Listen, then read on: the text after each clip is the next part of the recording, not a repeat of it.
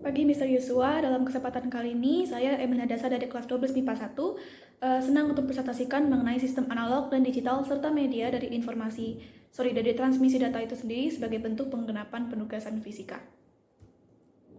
Yang pertama kita akan bahas sistem analog dan digital itu sendiri. Mungkin untuk pendahuluan, sinyal itu adalah gejala fisika di mana satu atau beberapa dari karakteristiknya melambangkan informasi. Bisa dilihat di gambar di samping, sinyal analog terindikasi bentuknya cenderung cekung, tapi digital cenderung berkotak-kotak. Sinyal analog itu sendiri merupakan proses pengiriman sinyal dalam bentuk gelombang yang kontinu. Dia memiliki 3 variabel penting. Yang pertama adalah amplitudo, frekuensi, dan fase. Sama halnya dengan ketika kita belajar gelombang dalam fisika kelas 11. Kenapa bentuk sinyalnya bergelombang, seolah tidak ada akhirnya karena dia bersifat kontinu. Jadi berbeda dengan digital ini sinyalnya tidak berkelanjutan. Demonstrasinya kalau analog contohnya suara manusia. Terus berkontinu seolah tidak ada habisnya, walaupun saya sempat berhenti berbicara. Anggaplah kalau saya berhenti berbicara, gelombangnya tuh merendah, lalu kalau saya naik berbicara, gelombangnya naik gitu. Tapi walaupun saya transform suara dari berhenti tiba-tiba naik, gelombangnya tuh gak akan keputus, tidak akan menciptakan sisi kotak alias tidak cekung yang mengindikasikan bahwa pasti dari saya tidak berbicara ke berbicara ada prosesnya walaupun sedikit. Sehingga itu semua kontinu.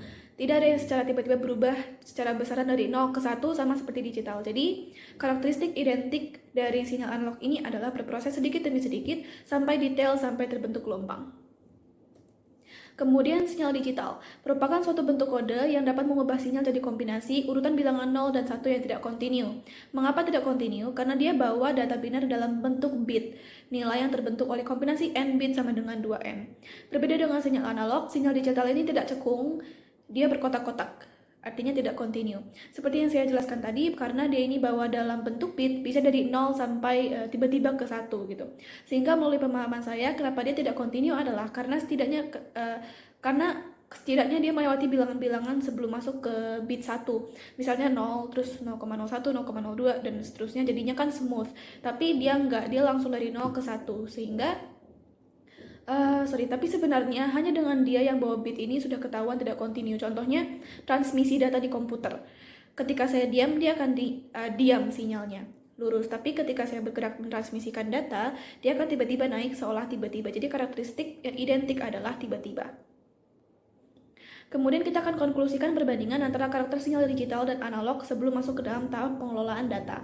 Seperti yang telah dijelaskan sebelumnya, digital memiliki gelombang diskrit atau gelombang yang tidak smooth, tidak berhubungan. Ya, diskrit itu tidak berhubungan, tiba-tiba lurus, turun, naik. Sehingga cocok dia diwakili gelombang persegi. Karena persegi itu tiba-tiba naik, bisa tiba-tiba turun, bisa tiba-tiba ke horizontal begitu. Tapi analog ini gelombang smooth, progresif, dan nggak tiba-tiba. Dalam matematis, gelombang itu disebut sebagai gelombang sinus ya, si sinyal analog ini. Gelombang sinus sendiri merupakan fungsi matematika yang berwujud osilasi halus berulang. Karena dia gelombang, maka dia dijelaskan dengan amplitudo, frekuensi, dan fase, seperti yang tadi saya sudah sebutkan. Berbeda dengan digital, dia oleh bit rate. Kode, karena dia bit, maka digital ini terbatas rentangnya dari 0 ke 1. Tapi analog, karena dia smooth karakternya, maka dia tidak akan punya jangkauan tetap, fleksibel. Walaupun dia fleksibel, dia rentan sama distorsi si sinyal analog ini. Itu yang jadi salah satu karakter analog yang smooth ini, yang identik. Tapi digital, dia tahan banting sama distorsi. Sebagai tambahan di luar catatan PPT, analog ini bagus digunakan untuk komunikasi berlintas rendah dengan kapasitas info kecil. Sementara digital mantap untuk jalur lintas yang tinggi dan kapasitas informasi yang besar. Cocok dengan contoh yang analog untuk suara manusia yang terbatas secara jarak dan kuantitas, serta digital oleh data komputer yang bisa kirim data sebesar apapun. Analog berkemungkinan error besar dan mudah terkena noise, sedangkan digital tidak. Dengan kemungkinan error yang besar, sinyal analog ini juga sulit untuk diperbaiki errornya. Sementara digital mudah karena menggunakan dasar bit. Terakhir dalam hal bandwidth, analog ini boros sedangkan digital hemat. Nah, di sini mulai proses pengolahan sinyal digital yang menggunakan input berupa sinyal analog, melewati proses awal yang bernama digitalisasi melalui perangkat yang bernama analog to digital converter atau ADC, di mana sinyal analog harus melalui proses sampling, kuantisasi, dan coding. Demikian juga output dari proses digital harus melalui perangkat digital to analog conversion atau DAC agar outputnya kembali menjadi bentuk analog. Jadi analog, kemudian digital, kemudian analog lagi. Proses sampling merupakan proses mengubah sinyal analog yang terbentuk sinyal waktu kontinu menjadi sinyal waktu diskrit. Untuk mendapatkan sinyal waktu diskrit yang mampu mewakili sifat aslinya, proses sampling harus memenuhi syarat Nyquist. Apabila proses sampling tidak sesuai dengan syarat Nyquist, maka akan terjadi aliasing sinyal. Aliasing sendiri merupakan proses di mana sinyal waktu diskrit yang dihasilkan memiliki frekuensi yang berbeda dengan sinyal aslinya di gambar. Tinggi rendahnya frekuensi di diskrit, seperti di PPT, arti diskrit sendiri itu kan tidak berhubungan. Jadi bisa dibilang konversi gelombang yang tidak diskrit atau berhubungan dengan ke garis-garis seperti ini tidak dihubungkan dengan cekungan manapun. Syarat Nyquist itu sendiri adalah Fs atau frekuensi sinyal sampling lebih dari 2 Fi atau frekuensi sinyal informasi yang akan disampel. Misalkan terdapat sebuah sinyal sinusoida dengan A sama dengan 3 dan F sama dengan 2 Hz. Seperti digambar ya hasilnya, kemudian disampling menggunakan 20 Fs atau frekuensi sinyal sampling seperti digambar di sini. Kemudian kita masuk ke dalam aliasing dan teorema Nyquist untuk keterangan yang tadi. Proses di mana sinyal waktu diskrit yang dihasilkan memiliki frekuensi yang berbeda dengan sinyal aslinya sehingga tidak memiliki sifat sinyal aslinya. Agar tidak ada informasi yang hilang ketika pencuplikan sinyal, maka kecepatan pencuplikan harus minimal 2 kali dari lebar pita sinyal tersebut. Teorema ini digunakan untuk mendapatkan sampling yang mantap. Untuk dapatkan yang mantap, maka harus menggunakan 2 kali sampling rate yang lebih besar daripada frekuensi maksimum yang terkandung dalam sebuah sinyal. Karena dalam proses pengambilan sampling, ketika sebuah 32 sinyal diambil sampel kurang dari frekuensi aslinya, maka akan didapatkan dengan apa yang disebut sebagai alias, atau sebuah frekuensi yang lebih rendah dari frekuensi aslinya, sehingga akan menciptakan sampel yang tidak bagus. Kemudian kita masuk ke dalam tahap pengolahan sinyal analog kedua, yaitu adalah kuantisasi. Kalau tadi konversikan gelombang jadi garis-garis frekuensi diskrit, sekarang garis-garis itu tegangan-tegangan yang terjadi dikonversikan ke kuantum-kuantum. Contohnya kalau di buku teks fisika saya, konversi dari tegangan negatif 6 sampai dengan negatif 5 volt. Konversi jadi kuantum 0, terus negatif 5 volt sampai negatif 4 volt jadi kuantum 1 dan seterusnya. Dan kuantum itu sendiri merupakan jumlah minimum dari setiap entitas fisika atau sifat fisika yang terlibat dalam sebuah interaksi. Artinya, besaran suatu fisika hanya dapat mengambil nilai diskrit yang terdiri dari kelipatan bilangan bulat dari satu kuantum. Yang terakhir yaitu adalah pengodaan. Pengodaan sendiri merupakan proses pemberian atau konversi kode biner pada tiap level kuantum oleh kuantisasi, bertujuan agar informasi digital dapat ditransmisikan dan bisa melakukan komunikasi data pada sistem komputer.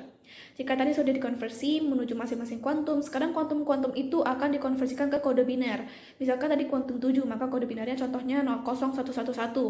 Kalau 6 contohnya kodenya 11000 dan seterusnya begitu. Hal ini sudah jadi digital karena seperti yang sudah dijelaskan tadi, digital ini bentuknya dalam bit. Jadi konklusinya dari gelombang atau analog, garis diskrit sesuai dengan teorema Nyquist dan disesuaikan dengan gelombang, kemudian konversi jadi kuantum, kemudian konversi jadi kode biner. Terakhir, dengan tujuan menciptakan kembali sinyal asli, sinyal digital tadi diberikan kepada sebuah DAC atau digital to analog converter, di mana sinyal-sinyal biner tadi dikonversikan kembali ke tegangan, lalu DAC ini menaksir nilai-nilai sinyal yang telah didigitalkan dan dihasilkannya sinyal analog. Ya kan tadi seperti tadi sudah saya sebutkan dari analog ke digital, kemudian sekarang kembali lagi ke analog. Keduanya memiliki sifat positif negatif. Ini untuk opini reflektif ya. Keduanya dari analog dan digital ini keduanya memiliki positif negatif masing-masing dan kepentingan spesifik masing-masing yang bisa memenuhi kebutuhan manusia. Dengan sinyal analog, walaupun dia boros bandwidth, dia mudah error, sulit diperbaiki, berkapasitas info rendah, dan tapi hal-hal tersebut, hal-hal dasar oleh sosial manusia itu ada di situ, yaitu adalah contohnya salah satunya suara kita sendiri. Dan tidak mungkin kita pakai transmisi data hanya untuk berbicara di depan orangnya langsung. Kemudian siaran radio memang tidak memiliki kemampuan untuk share big data, tapi itu ada porsi bagi pengendara jalan untuk mereka enjoy gitu.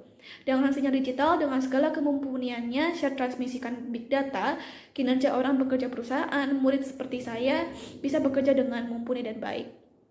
Keduanya punya porsi masing-masing, kemampuannya masing-masing. Dua-duanya walaupun ada kekurangan, tapi masih ada porsi bagi kebutuhan manusia. Saya mungkin bisa samakan hal ini dengan profesi orang yang dianggap remeh, dengan orang-orang yang dianggap hebat. Contohnya adalah orang-orang yang berdasi. Orang-orang yang dianggap remeh zaman sekarang itu adalah petani. Remeh bagi anak muda zaman sekarang, jarang ada yang mau jadi petani gitu. Sesuai dengan survei profesi impian. Tapi tanpa petani, hal basic itu nggak akan ada di sekitar kita, terutama orang Indonesia. Nasi. Contoh lain, CEO, pengusaha, tanpa mereka pengelolaan bisnis, pengelolaan ekonomi dunia maupun secara nasional, swasta maupun negeri, semuanya levelnya sudah di atas, menjalankan perekonomian dengan supply dari analog. Jadi seperti tadi, pengelolaan analog ke digital yang dianggap remeh ke yang dianggap level atas, itu bisa dikonklusikan mereka punya porsi masing-masing. Tapi walaupun mereka punya porsi masing-masing, mereka juga menguntungkan satu sama lain. Kemudian kita masuk ke dalam subtema kedua, yaitu adalah medianya. Kalau tadi prosesnya, sekarang media untuk transmisi datanya itu sendiri. Yang akan saya pakai adalah satelit ya. Tapi sebelum itu kita akan kenal dahulu dengan definisi nirkabel. Nirkabel itu sendiri merupakan teknologi yang menghubungkan dua piranti untuk bertukar data tanpa dibutuhkan media kabel. Jadi intinya nirkabel ini tanpa kabel, media tanpa kabel untuk dapat saling terhubung. Nah, kita masuk ke dalam satelit. Satelit itu sendiri merupakan alat dalam orbit bumi yang menerima atau menghantarkan data secara nirkabel. Keterangannya, ya, transmisi mengikuti garis lurus. Jadi satelit ini transmisikan mengikuti garis lurus, di mana komunikasi satelit mirip dengan line of sight microwave. Dia itu menerima sinyal dari stasiun bumi, di mana satelit berfungsi sebagai antena dan repeater yang sangat tinggi. Kemudian menerima pada satu frekuensi, di mana satelit merupakan station relay. Kali ini kita akan bahas mengenai komponen dari satelit-satelit itu dan fungsi-fungsinya. Suatu satelit memiliki sejumlah subsistem pendukung, dan duanya itu adalah payload dan platform atau bus. Payload adalah semua perangkat yang terpasang di satelit agar satelit bekerja sesuai fungsinya. Yang termasuk subsistem payload adalah antena, kamera, repeater, radar, dan lain-lain. Jadi semuanya terdapat dalam payload. Payload suatu satelit berbeda dengan satelit lainnya tergantung keperluannya. Sebagai contoh, payload untuk satelit pengamatan cuaca terdiri dari kamera-kamera yang dipergunakan untuk mengambil gambar formasi awan. Sedangkan payload suatu satelit komunikasi terdiri dari antena penerima sinyal dari suatu pemancar di bumi untuk kemudian diperkuat oleh regenerative repeater dan disebar ke suatu wilayah yang diinginkan di bumi. Kemudian yang kedua adalah platform, di mana bagian dari satelit yang membawa payload serta perangkat lainnya ke angkasa. Jadi payload itu isinya, platform itu yang membawa mereka ke angkasa. Platform memadahi bagian-bagian satelit dan menyediakan daya listrik, komputer, serta sistem propulsi. Platform juga berisi perangkat telemetri dan kontrol sehingga dapat dikendalikan secara remote dari bumi. Perlu diingat juga bahwa satelit ini memiliki bentuk dan ukuran yang berbeda-beda dengan kemungkinan aplikasi yang berbeda juga setiap fungsinya. Kemudian transmisi data dari satelit itu sendiri. Media transmisi data yang ada pada satelit adalah interkoneksi dari pembawa sinyal di muka bumi ke satelit di luar muka bumi yang dipantulkan ke penerima di permukaan bumi lainnya.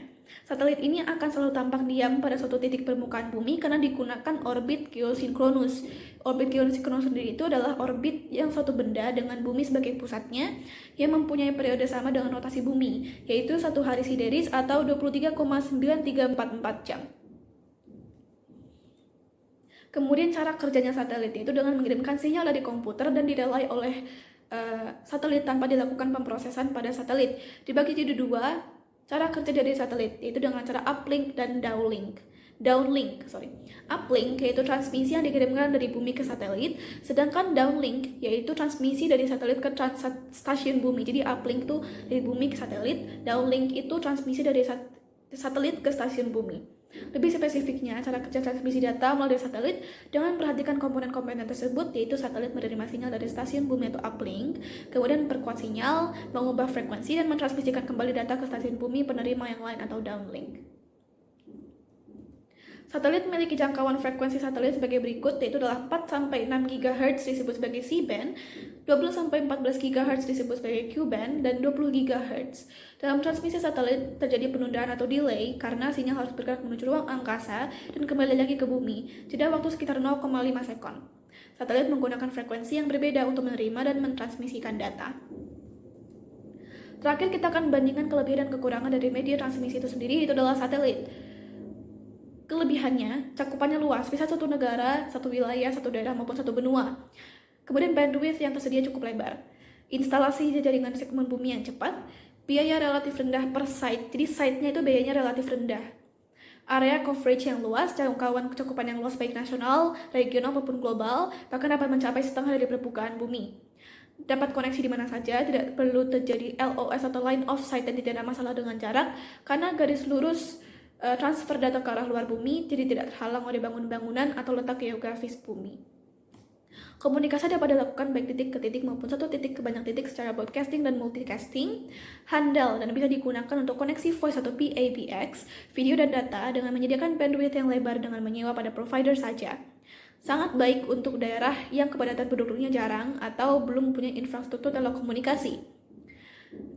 VSAT atau media transmisi satelit tidak akan bertabrakan dengan VSAT lainnya karena memiliki orbit masing-masing.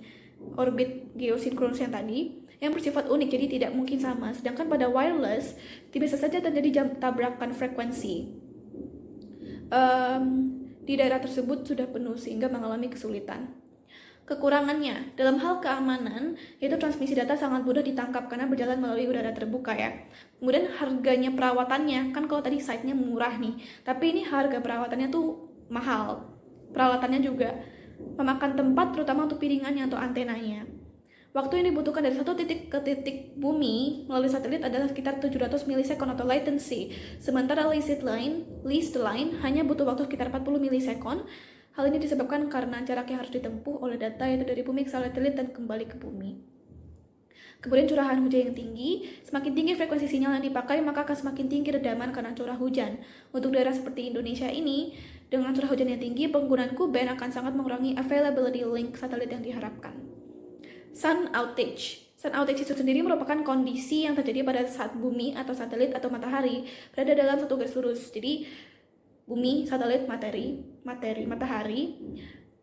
dalam satu garis lurus. Energi thermal yang dipancarkan matahari pada saat sun outage mengakibatkan interferensi sesaat pada semua sinyal satelit.